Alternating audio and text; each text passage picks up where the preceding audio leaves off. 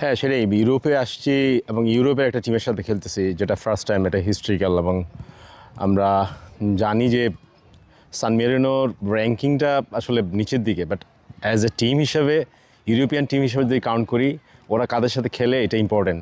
So ম্যাচটা একটা competitive match হবে ডেফিনেটলি। এবং এখানে র্যাঙ্কিং কোনো ব্যাপারই না। এখানে দিন শেষে যারা ভালো খেলবে, প্ল্যানে যারা এক্সিকিউট করতে পারবে, তারাই এগিয়ে যাবে এই ম্যাচে। এবং আমি জানি যে এটা আমাদের জন্য অনেকটা আমাদের হোম ম্যাচের মতোই, কারণ আমাদের প্রচুর দর্শক আসবেন এখানে আমাদের।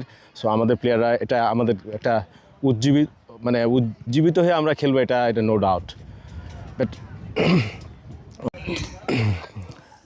হ্যাঁ, থমাসের আন্ডারে আমরা যেটা ঢাকা থেকে শুরু করেছি, আজকে মিলে অনেকগুলো সেশন হয়ে গিয়েছে।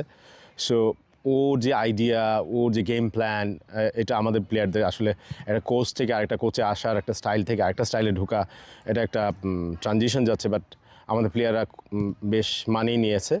এবং ও সিম্পল ফুটবল খেলতে পছন্দ করে, বল পজিশন রাখতে পছন্দ করে, প্লাস অ্যাকুরেসি, এবং একসাথে প্রেসিং করলে একসাথে প্রেস করবে টুগেদার। এই বিষয়গুলো তো আসলে যে কোনো কোচ যে কোনো স্টাইলের সাথে আপনাকে অ্যাডপ্ট করতে হবে, এবং আমাদের প্লেয়াররা সেটা বেশ মানিয়ে নিয়েছে।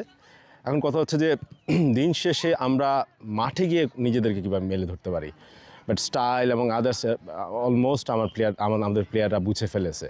সো আশা করছি যে এটা আমাদের চ্যালেঞ্জ হবে যে আমরা এটা এক্সিকিউট করতে পারি কি না, কারণ এটা প্রথম ম্যাচ হয়ে যেতেছে। সো যেখানে আপনি মানে আপনার র্যাঙ্কিং থেকে কম, বাট এটা একটা শক্তিশালী দল হিসাবে আমরা কাউন্ট করছি। আমরা কোনোভাবেই ওদেরকে মানে ওই র্যাঙ্কিং দিয়ে বিবেচনা করছি না, যেটা কোচ নিজেও বলছেন। আমরা প্লেয়াররা এবং কোচিং স্টাফ সবাই জানি যে এখানে আমাদের জন্য একটা মানে কঠিন লড়াই অপেক্ষা করছে, এবং আমাদের জন্য আমরা মেন্টালি ফিজিক্যালি এটার জন্য রেডি ইনশাআল্লাহ।